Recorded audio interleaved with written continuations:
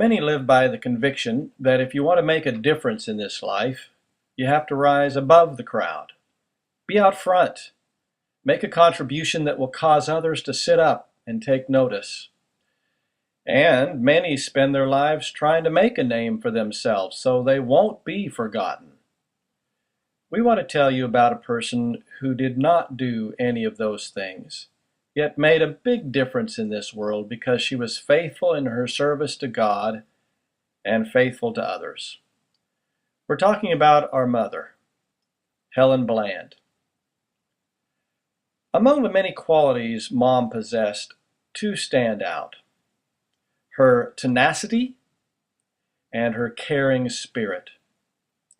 Her tenacity, grit, competitive attitude equipped her to handle the challenges she faced all through life, and her caring spirit enabled her to channel that grit into caring for others, especially when it came to working with Dad, building a farm, and providing a stable home for her family. Here's Mom's reflection on what she had to offer Dad and our family. What really stands out in terms of what really pushed you forward, made you... Okay, as a child or when I got a little older? Both, as a child. Okay, as a child, that's a good question. What pushed me? Well, I guess because I was quite athletic, all that I got into, the baseball that I played, Bob watched me up at the city park when I knocked a home run, and things like that. That was what I did, and I can see now what God, how I feel what God had in a purpose for that. Bob would have married Mary Margaret, but Margie was one that did the inside thing. I was outside. I did the work outside. And I can see now I didn't at the time, believe me, but I see now that, because of Bob, I had a real purpose that I needed to be what I was on that. Mom was always an active outdoor person. From her childhood growing up in Bellevue and Pleasant Valley, Mom was known as a tomboy. She enjoyed fishing, and she tells of climbing up and over Buffalo Cliff to get down to the Poudre River to go fishing. As a teenager, she worked out on the dry lands east of Fort Collins with her granddad Ebert. She loved horseback riding, which is how she and Dad met, and she loved to ride motorcycles. Her adventuresome spirit continued to serve her well as she grew into adulthood and began raising a family. Working at Poudre Valley Hospital in Fort Collins, she rode her motorcycle to work from Bellevue in her nurse's uniform. Her climbing skills came in handy when she decided to shinny up a tree to tie a rope for the rope swing for kids to swing out over the canal. She continued to enjoy fishing whenever she could. Mom's tenacity came through in her strong work ethic.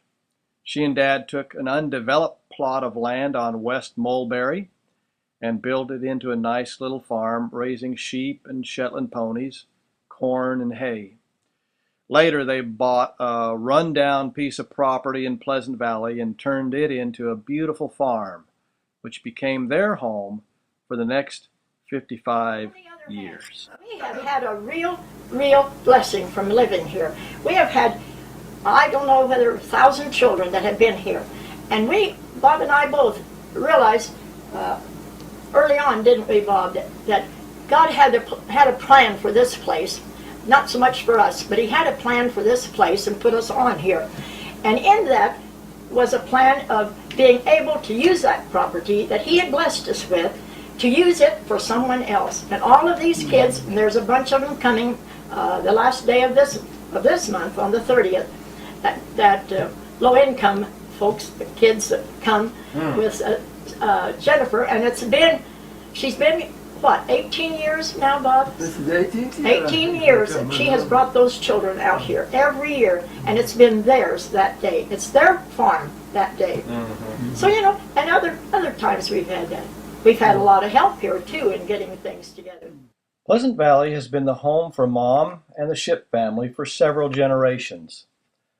The family's connection with Pleasant Valley reaches back to her great-grandfather, Wesley Allen Shipp, who died around 1890 and is buried in the Bingham Hill Cemetery at the southeast edge of Pleasant Valley. Her grandfather, William, or Bill Shipp, and his family also lived here and raised 4 children. Mom's father, Walter, seated on the far left in this photo, grew up in Bellevue, went to school at Pleasant Valley Schoolhouse just a quarter of a mile north of the farm, and worked at various jobs throughout the area. He and his wife, Laura, were married in August of 1920 and honeymooned at Gray Rock in Poudre Canyon. And occasionally they made their way back to Gray Rock to enjoy the company of friends like Helen Graves, Dick and Mabel Falloon, and others. Mom's mother, Laura Shipp, taught in a one-room schoolhouse at Stove Prairie.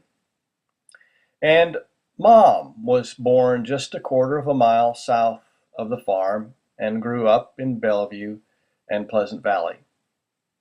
Her 3 children, Bob, Dave, and Don, also grew up in this valley. The end of Mom's life brings an end to 5 generations of Shipps who called Pleasant Valley, Colorado, home. But we come to discover that as important as a place like Pleasant Valley has been and is to shaping our family's identity, ultimately home is not a place, but a person. It is what Moses discovered at the end of his life when he prayed from the top of Mount Pisgah, looking over into the promised land he had longed to live in all of his life. He prayed, "Lord, you have been our dwelling place. You have been our home for generations." Mom has always loved to sing. Mom and her 2 sisters enjoyed singing as a trio as they grew up, and Mom and Dad have sung at over 100 funerals over the years. Even as dementia tightened its grip on Mom's mind, she could still sing along with Dad. And when she could no longer express her thoughts to others, she could still read Scripture. Don't be anxious, I have nothing for itself. Let the day's own trouble be sufficient for the day. August of 2015 marks 65 years that Dad and Mom will have loved each other. Their life together was not easy as they faced many challenges, not the least being Dad's blindness. They had to switch roles with Mom entering into the workforce to become the primary breadwinner and Dad working at home on the farm. Mom literally became the butcher, the baker, and the moneymaker. She worked as a meat packer for the Frozen Food Center in Fort Collins. She also worked as a cook for Cache la Poudre Schools.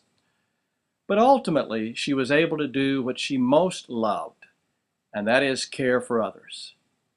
And she served for 20 years as a nurse at Poudre Valley Hospital. The other part in my life that has really impressed me is when I got to be a nurse and went to the hospital and worked there. And Dorothy Benedict was the charge nurse, and she had a job for me already because of Bob. Bob knew them, knew her brother, was it, Bob? Mm-hmm. Brother real well. Well, I knew her too, but... And she, when I graduated from nursing school, she said, "I've got a job for you, Helen." And I was there for 20 years. So and that is something that I really, really did love and wanted to do as when I was younger. And I went to St. Louis. Mother took me there, but that was a children's hospital, and it was a night time that I had to work, and it was not fulfilling at all. So. Dad's handicap created hardships for both of them. They experienced emotional and financial stresses through the years as they struggled to make ends meet. But they stayed with each other through thick and thin. They always loved each other. I'd like you for that, okay? Who are you talking to? Are you talking to me or Yeah, here, Davy? you take this, give it to Cricket. Oh, Cricket. Okay, give it to Cricket. Yeah. Okay, you can give it to Cricket. No, you give it to Cricket. Okay. You love it. Where are you? I'm right here, hon. Hang on. Just a minute. I'm coming. You like to give her things. I do. Okay, I'm going to go I love to past give. you this bit. You gonna do what, hon? I'm done past you here. Thank you, Dad. You're a sprinkler here. Dad, I love you. I love you. I told you when we were married. You told me I when love we were you. married, what? I told you the day we were married, I love you. If I ever change my mind, I'll let you know. That you never let you talk. Come here. Tell me that again. I told you the day we married down here, some 60 years ago, I loved you. And if I change my mind, I'll let you know. Oh, okay. All right. Well, and you haven't let me know? No, I haven't changed my mind. Okay. Well, thank you, hon. I love you. I love you. Love you, Mama. Okay, Cricket. I suppose you gotta have this thing. In the mid-1940s, Peter Marshall, who had served as chaplain to the U.S. Senate during that time, preached a famous sermon entitled Keepers of the Springs. He begins the sermon by telling a fable about a keeper of the springs who is a quiet forest dweller living out of sight in the Alps above a small town in Austria. His job was to keep the springs clean and free-flowing that were the source of the town's drinking water. Wildlife depended on the springs. Humans depended on the springs for their health and well-being and recreation. Everyone profited from his work, but no one ever saw him or acknowledged what he did. This keeper, for Peter Marshall, represented the mothers of this country. And for our family, this keeper also represents what Mom did for our family and for others. We are deeply indebted to Mom for the way she sacrificed herself for our sake. During the last decade of her life, the cruel disease of dementia slowly robbed Mom of her mind and personality and of the person we once knew. But even when she was no longer able to effectively communicate with friends and loved ones, she could still express her faith through the words of the hymns she loved. This is somewhere the sun is shining, somewhere the songbirds dwell. Hush then thy sad repining, God lives and all is well. Somewhere the day is longer, somewhere the task is done, somewhere the heart is stronger, somewhere the guerdon is won. Somewhere the load is lifted close by an open gate. Somewhere the clouds are rifted, somewhere the angels wait. Somewhere, beautiful isle of somewhere, land of the true, where we live anew, beautiful isle of somewhere. I love that. Yeah. Dementia and death may end a life, but not a relationship. Mom will continue to influence how we live faithfully to God, to our families, and to others. For we know in His word He has promised that our strength it shall be as our day, and the toils of the road will seem nothing when we get to the end of the way. When our last weary step has been taken, and the gates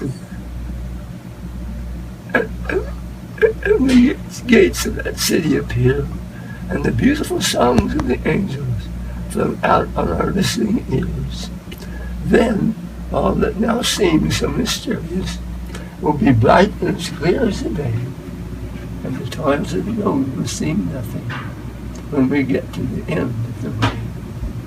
What we do is good will, He abides with us still, and with all who will trust and obey. Trust and obey, for there's no other way to be happy in Jesus but to trust and obey. And the toils of the road will seem nothing when I get to the end of the way. And the toils of the road will seem nothing when I get to the end of the way. Yeah, that's very good, Dad.